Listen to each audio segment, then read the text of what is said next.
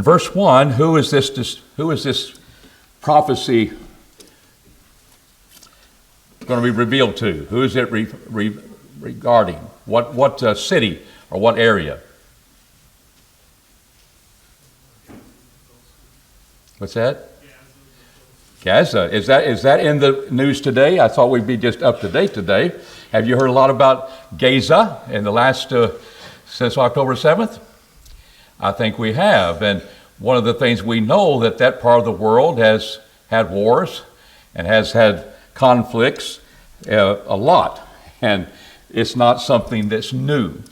But it's interesting here that we find that there's apparently two different occasions that is being talked about. There's verse 1, the word of Jehovah that came to Jeremiah the prophet concerning the Philistines. That's who occupied Gaza. You had Ashdod, had Gaza. You had the Phoenicia, where that particular area on the coast of the Mediterranean Sea. As we shall see and hear, he's from the island of Katfar, which is the Grecian islands, and the island of Crete. They tried to come in and inhabit Egypt about 1100 BC, and they were not allowed to, so they ended up over here in Phoenicia. And here is Gaza, that particular town of that area. But notice he says concerning the Philistines, so it's dealing with those people who were in the land of Canaan. Israelites were to drive them out. But we see here in the Kings that the Philistines are indeed there in that area. But it says before Pharaoh smote Gaza. So Pharaoh is the king of Egypt. Is Egypt south or is it north of Gaza? Yeah, y'all know that. They're fleeing back into right now. They open the doors and get to go to Egypt. So then we see in verse 2, behold, waters rise up out of the north and shall become an overflowing stream. He relates that to the overflowing of the stream of the river Nile that would happen every year and kind of flood the area so they could grow their crops. But this is coming not from the south, Pharaoh, before he came and besieged Gaza. This coming from the north, is coming from the north. So, implication is we're looking at two different situations of Gaza being besieged. And you have to find out, well, which is it? Because, well, they'd be coming from the south if Gaza was going to be besieged by Pharaoh. But this is coming from the north. And verses 2 through 7, the rest of this prophecy is dealing what happens from the north and what the Chaldeans would do. So you try to put that in time of history, and there's different ideas about it. We talked briefly about it last time, where it could have been the time before, and the point of time, 605 BC should ring in our ears, because that's when up north, when Syria comes and Chemosh and fight the battle with Nebuchadnezzar, Josiah goes out and tries to defeat Pharaoh Necho as he's going up to that northern city. And of course, Haran has been there, been the place where Assyria's been. It was a big battle there. And Nebuchadnezzar won that. So you look at this time, did this happen before 605, maybe 609 BC, in which the prophecy is given to the Philistines that they will be besieged by the Chaldeans? But this is an event that happened before he gave that prophecy, but by the time that we see the events being recorded here, did he come through there on his way to deal with Pharaoh Necho and Josiah, deal with Josiah when Josiah was killed? And there's a possibility that happens. If that happens, then this prophecy with Gaza happened after. It happened after 605. And so the town's besieged. No wonder they came and finished them off. Or did the Pharaoh situation come up after 605? Because the Babylonian Chronicles talks about a battle that Pharaoh Necho had with Nebuchadnezzar, and Pharaoh beat him to the point that he had to go back to Babylon to regroup and then come back and deal with things. And it may be when he had defeated Nebuchadnezzar that he went in and besieged Gaza after 605 BC, maybe 601 BC. So we don't know for sure. But the fact is that it can't be one battle. Either south or north, which is it going to be? And it shows you that he was saying, Nebuchadnezzar is going to take you, Gaza. And this was given before the Philistines smote Gaza, before they had their way with them. And it very well could be that indeed at 605 that Nebuchadnezzar would come and fight, take Gaza, and the Philistines would be involved in receiving verses 2 through 7, what happens there. So I'm just saying that there's two particular battles being fought here, and you can figure out which way, how it happened on a timeline. But 605 is the key. Could be 609 when he does that. Could be after 601 when Pharaoh Necho defeated Nebuchadnezzar in a battle. And hey, maybe he felt powerful enough to go into the Gaza then. But indeed, Nebuchadnezzar was coming to put a lot of hurt on him, and we see that in this text. So that explains question number 8. So as we continue in this study, so question number 9: whose sword is coming on the Philistines? Yes. We'll come back to some of it, but verse 6, O thou sword of Jehovah, how long will it be ere thou be quiet? So Babylon is coming from the north, and Nebuchadnezzar is leading the troops. And we've seen the poetry in this section, how quick movements are being set forth in this prophecy, which is kind of interesting. Verse 3, the noise of the stamping of the hoofs of his strong ones, the rushing of the chariots, the rumbling of the wheels. The fathers look back to their children for feebleness of hands. They don't look back to their children for the feebleness of their hands. What is that a picture of? Well, I want a father to look back on his children because he couldn't help them. Feebleness of hands. And he doesn't want to look what's happening to them. You don't know what it's like until you experience war and death and the things that come upon you. But Jeremiah does not sugarcoat things. He's showing what is going to happen. And here is that noise that's taking place in war. They're more powerful than we are. The chariots and so forth. And he says, the fathers look not back to their children for feebleness of hands. I can't help them. I don't want to see what's going to happen. Could you ever be there? You don't love your children? No. It's just this is how devastating this is. Because the day that cometh to destroy all the Philistines, to cut off from Tyre, Sidon, that Phoenicia coast, every helper that remaineth, for Jehovah will destroy the Philistines, the remnant of the Isle of Caphtar, which is where they think they originated, those Grecian isles and so forth. Baldness has come upon Gaza. Ashkelon is brought to naught. The remnant of their valley, how long wilt thou cut thyself? O thou sword of Jehovah, how long will it be for thou be quiet? So what do we see here about the idea of how does Jeremiah describe the anguish? And we just pass over it sometimes, judgment's coming upon them. Yeah, but the experience is frightening. It's devastating. It's hopeless that we can defeat them.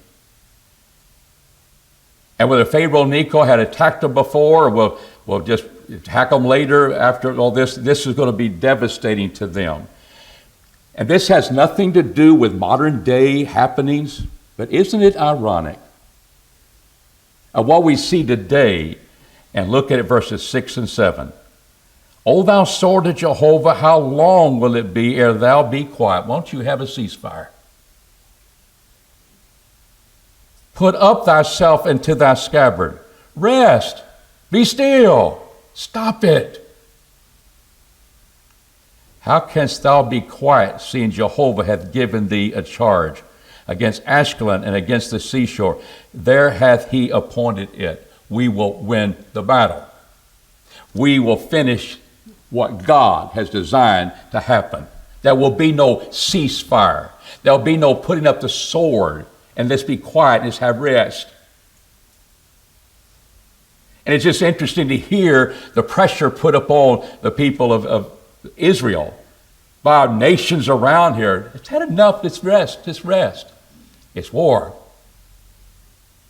And here is an occasion where God's will was going to be accomplished, and it's in that same area of the world today, in which in the days of Jehoiakim, before Jerusalem was fully destroyed, you find this is something that is Jehovah's sword, and Jehovah is not going to allow his servant Nebuchadnezzar to be quiet until he has finished his work. That's kind of what the mind of Israel is today. We'll finish our work, destroy the enemy. But there'll always be wars, won't there? As long as we have time on earth. And it's there, and it's just so interesting to me that this area of Gaza, this is not make-believe stuff in the Bible. This is real history that's unfolding. And what does it tell you? And I know we're looking at some details of this, but we'll move through this pretty quickly. This section is that God rules. And to say that he doesn't rule anymore because everything's fulfilled in Christ. He still rules in the kingdom of men, in the sense that he brings nations down, he builds nations up and brings them into power and brings them down. Has any republic lasted forever? Has any nation in all its power, has it lasted forever? No, never a one. What makes us think that if we turn our backs upon God, if we think we're ourselves wiser than God, that won't happen to us? And do you see how quickly a nation can be corrupted from within? We as Christians know that right now. I don't know anybody that says, well, this world's it's getting better. No, it's getting worse. Can you believe what you are experiencing, and you see in your own eyes of what's happening in our country, the attitudes that are there, the lack of knowledge of the Bible and the Word of God has caused so much hatred, allowed so much sin, so much degradation of human bodies on our children, as if this is what we want. And yet we're crying out, no. And I hope we won't be the point where our hands are so feeble we don't want to look back on what's going to happen to our children. We got to fight the battle. And we're living in a real world with nations, and we pray for our leaders, and we continue to do so. But we pay attention and realize what can be the help is that it has to start within the hearts of people. And when that's not there, we see Romans 1, and we think, well, we're a Christian nation. Would you call us that now? We're going through dark times. It doesn't mean that we can't come back, and as the pendulum swings and people get too tired, that's too painful. I don't like all that killing on the subway. I don't like just being shot up when I go down the street and all the things that can happen. So there may be a part there, but a secular world is not going to acknowledge God. But we can live in that world and raise our family to have the character of God and realize that's the way God would have us to live, and that's the best way to live. I don't know of anyone other than you just think they're more holy than people, that of holy, godly people are not an asset to any community. Where you don't speak evil of people, you control your anger, you control your emotions, you want to do good unto everyone. And you might not know that's good or not good. We can have that discussion. But your whole motives are totally different other than selfishness. And that's what God creates in us. And that's the best neighbor I want to have, people like that. And so here's the world, and here's God ruling the nations. And indeed, it would be tough times for them. Any questions on chapter 47 of the Philistines and Gaza, the judgment that's going to come upon them? In what it did Moab trust? So we go to chapter 48, Moab. Here's the prophecy upon them. Thus said Jehovah of hosts, the God of Israel, woe unto Nebo, for it is laid waste. Carithium is put to shame, it is taken. Misgab is put to shame and broken down. Here we're going to be introduced to towns and places that actually existed in this area of Moab. So if you have a map in your Bible, we can realize that we've gone from the coast of the west coast of eastern coast of the Mediterranean Sea. Phoenicia there is west of Jerusalem. Now, when we go to Moab, are we heading east, south, what? Moab, we're going south of the Dead Sea, and we're going to be looking at things on this side, heading west, and we're going that direction with Moab. And we will then be going up to Ammon, and then we'll be going all the way down to Edom, and then we'll be going up toward what is present-day Iran. So we're heading east, and we're going south, and we're going up a little bit. We'll go further south, and we'll go up north.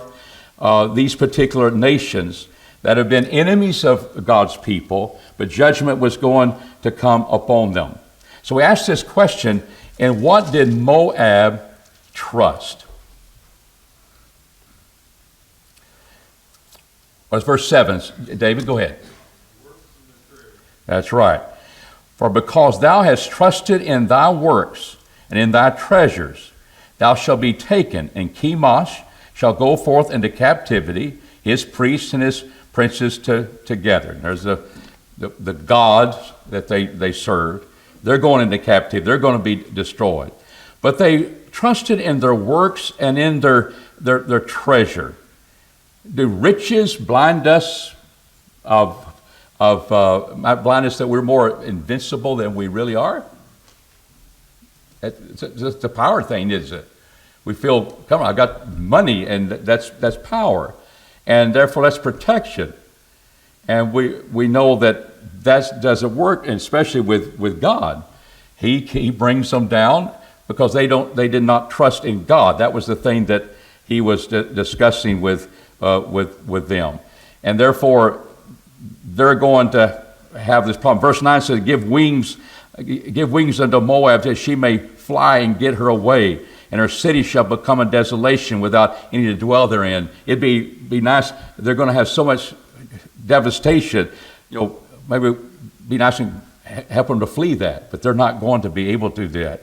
Cursed be he that doeth the work of Jehovah negligently, and cursed be he that keepeth back his sword from blood. Again, I'll finish the job.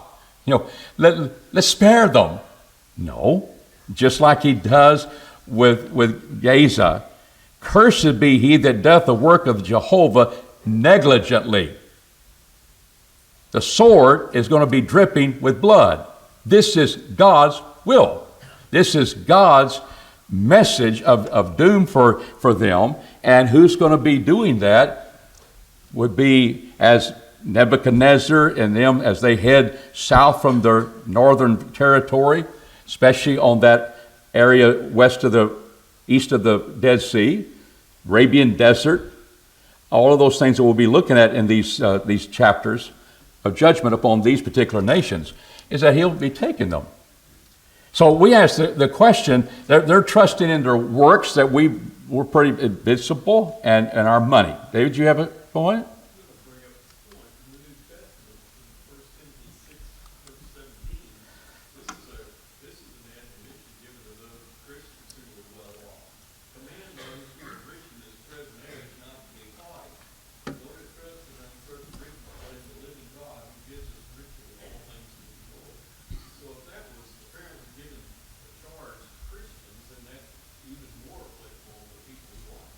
That's right. That's a good point. And we've got to remember that. When you think about just the religious world, I was looking at I guess it was a podcast of how much you ought to pay preachers. I don't know why I was looking at that. That interested me. And denominational people, and this particular pastor was saying, you don't give them too little, you don't give them too much, and you give them enough. Well, okay. So you're still up in arms, and so the leading pastor ought to get a lot more money than the 25 subordinate pastors in that particular church. And the leading pastor said, how come? Who made that rule? He put a cap on his salary, and what happened is that the board of directors said, well, you can't make more than he does, so the other guys don't get a raise. And he was upset about that. He said, it's just me. They can get more than I have, but I got all I need. But it's what happened. He's the lead pastor, so everybody else can't make more than he does. What is that? That's not godly principles. That's the American way. That's America. You just don't do that. And so he's trying to get them to think biblically and all that sort of thing. But he never came up with a figure and that sort of thing. And don't want to be poor. I don't want to be rich. Proverbs speaks about that. Because we don't want to leave God and think about I'm invincible or curse God because I'm being not taken care of. But Moab trusted in that. Now, here's something that we see here. How did Jeremiah describe Moab's complacent spirit? How does he describe, they're at ease? How does he describe that?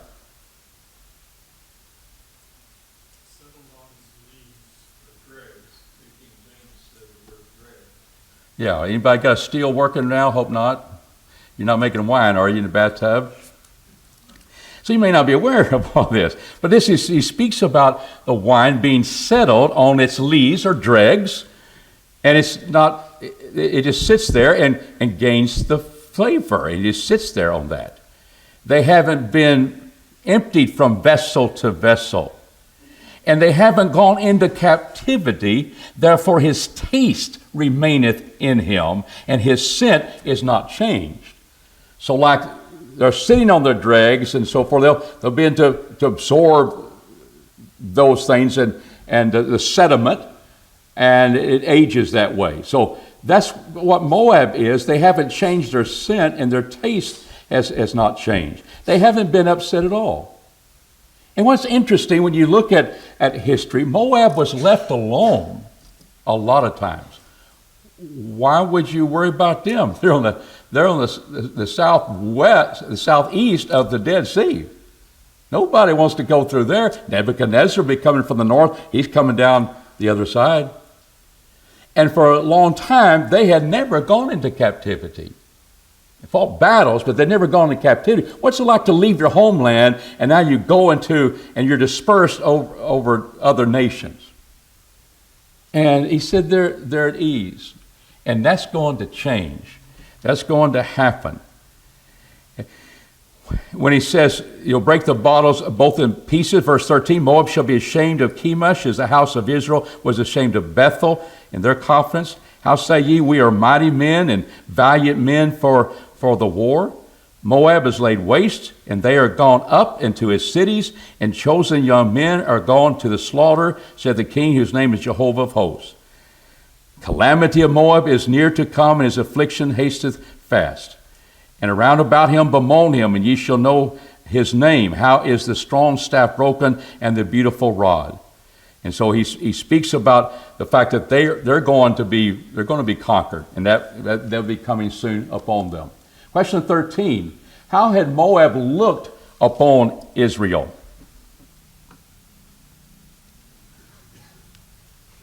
How had they looked upon Israel? Look at verse 26.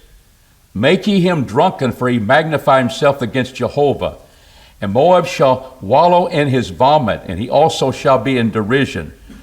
For was not Israel a derision unto thee? Was he found among the thieves? For as often as thou speakest of him, thou waggest the head. O ye inhabitants of Moab, leave the cities and dwell in the rock and be like the dove. We have heard the pride of Moab, that he's very proud, his loftiness, his pride, his arrogancy, and his haughtiness of heart. He has riches. He hasn't been stirred up in the sense of being conquered, but his city is going to be conquered. But they had, Israel was in derision. They hated Israel. And the idea is that here is the picture that is in store for the derision of Moab. He's going to be brought down. And therefore will I wail for Moab in verse 31. Verse 32, with more than the weeping of Jazer, I'll weep for thee, O vine of Shimon. Branches pass over the sea. They reach even the sea, Jazer, upon thy summer fruits and upon thy vintage. The destroyer is fallen. Why did he use the wine imagery? Resting on your lees? Because Moab was a wonderful producer of grapes and vineyards. And what's going to be now destroyed? That's going to be destroyed. Verse 35, moreover, I will cause this and cease to Moab, said Jehovah, him that offereth in the high place and that burneth incense to his gods. There's the false gods, Chemosh. There's their pride that's setting forth there.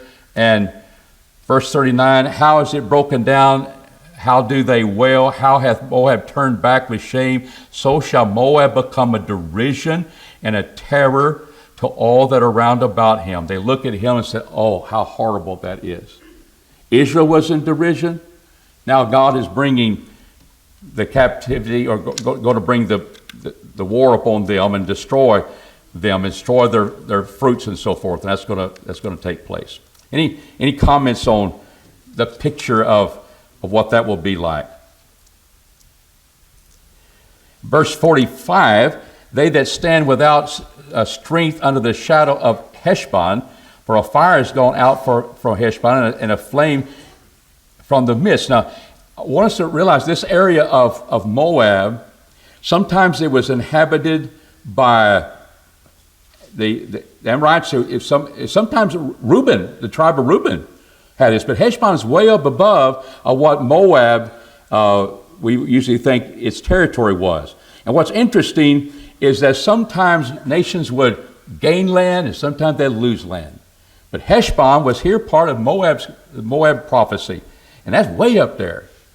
And sometimes they had not always had that. But when this is happening, that was part of it.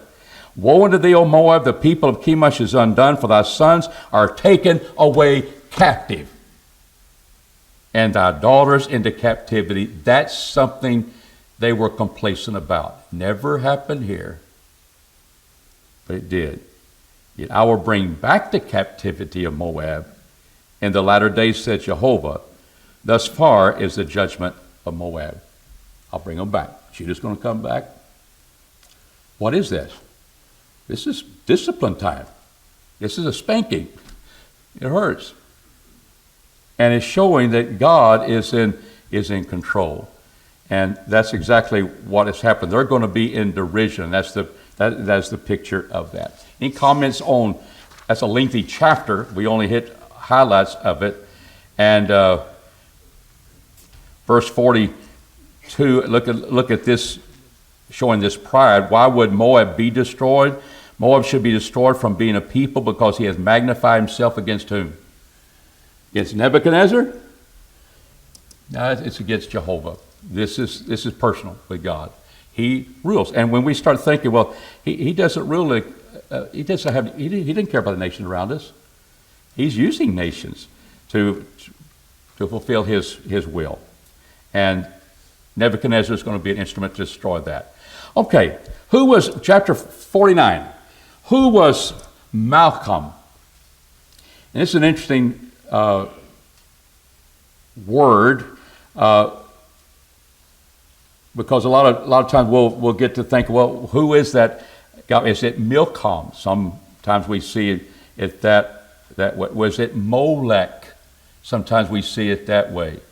And all of those words are united. It means the king, the king. So here was a God that rules. He's the king, and he's the children of Ammon, And so we see here's Malcolm. He possesses Gad, and his people dwell in the cities thereof. So it's a reference to a king, but his name is Malcolm, and I think it has a reference to their God. And that was what we see. Now, it's interesting that in 1 Kings 11 and verse 5, Solomon, in his old age, on Mount of Olives, he set up an altar for this God to satisfy some of his wives from that area. And he had married them. And so they have a history of being involved in that worshiping of that God that we see here. And, of course, that was wrong for him to do. And what did Ammon trust? In question number 16. What does verse 4 say? Wherefore gloriest thou in the valleys, the flowing valley, O backsliding Israel, that trusted in her what? So that's kind of a disease, isn't it? It didn't. Did another nation trust in their riches, in their treasures? It just kind of passes over. That's people, and that's nations. That's us. We trust in our treasures. Who shall come unto me? Saying, who shall come unto me at all? I will bring a fear upon thee, saith Jehovah of hosts, from all that are around thee, and ye shall be driven out every man right forth. There shall be none together, the fugitives. But after I will bring back the captivity of the children of Ammon, said Jehovah. So we go a little bit north of Ammon, north of Edom that we're looking at. And we find this is what is happening here. So that becomes, again, the treasures they're involved with. The people of Edom now, as we go on from Moab, and we look at Ammon up now. Now we're going further south down, and we go to Edom. And the people of Edom were descendants of whom? Esau. And that's why they were considered brothers. And of course, that idea of Esau and Edom is red, the red pottage, when the Jacob and Esau's battle because of their birthright and so forth. So it says, of Edom said Jehovah of hosts, is wisdom no more in Teman? Is counsel perished from the prudent? Is their wisdom vanished? Flee ye, turn back, dwell in the depths of inhabitants of Dedan, for I will bring the calamity of Esau. I thought we're talking about Edom. We are. But they're descendants of Esau upon him. And the time that I shall visit him. This is Jehovah speaking. Indeed, that would take place. And we see that occurring. All right? Question number 18. How had Edom deceived herself?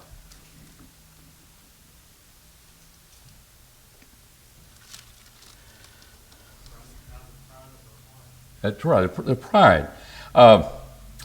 Verse 16. As for thy terribleness, the pride of thy heart hath deceived thee. O thou that dwellest in the clefts of the rock, and holdest the height of the hill. You got the area of Petra in that area, and they had steep cliffs. And just, for example, Moab, if you were to be on the other side of the Dead Sea, and one day you're looking to the east, all you see is mountains. Moab was on the other side of that, but when you get up there, it's very high. And so here you have in that region, you had dwelling the cliffs. They would have their houses there. They get real high.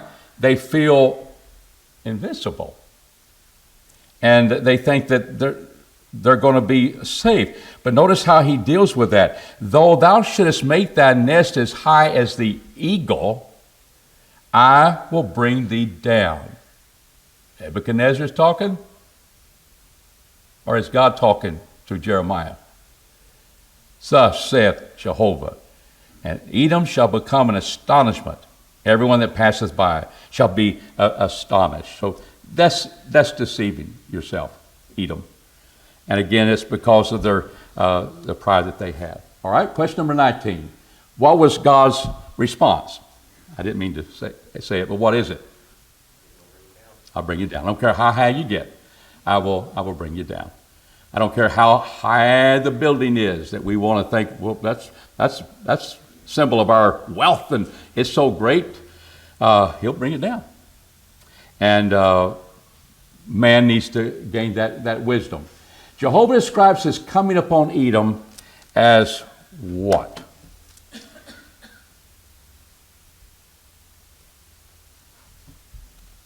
All right, look at verse 19. Who's going to come up? Behold, he shall come up like a what? A lion from the pride of the Jordan River. Pride, it's rolling. It's got a lot of water in it. It's boiling, and it would over its banks, and we see that would happen every once in a while with the Jordan River. And he out of all of the grassy areas, there would be the lion that come out of that, coming out of the Jordan River as it flows. He shall come as that, against a strong habitation, for I will suddenly make them run away from it. And whoso is chosen, him will I appoint over it, who is like unto me. And who will appoint me a time, and who is going to be the shepherd that will stand before me. No one's going to be able to turn me from it. They're not going to defeat me, the lion. And that's God. That's who's coming up after him. Of course, he'll be using the instruments that he has, probably Nebuchadnezzar. But those events would take place. And so in verse 20, therefore hear ye the counsel of Jehovah. They have taken against Edom and his purpose. He hath purpose against the inhabitants of Teman. Surely they shall drag them away, even with the little ones of the flock. Surely he will make their habitation desolate over them. The earth trembleth. The noise of their fall, there is a cry, the noise whereof is heard in the Red Sea. Behold, he shall come up and fly as an eagle, and spread out his wings against Basra. And the heart of the mighty men of Edom, as that day shall be as the heart of a woman in her pangs. A phrase he uses often, or a lot, and before. It suddenly comes upon you. You cannot avoid that. And he's like a lion destroying a village.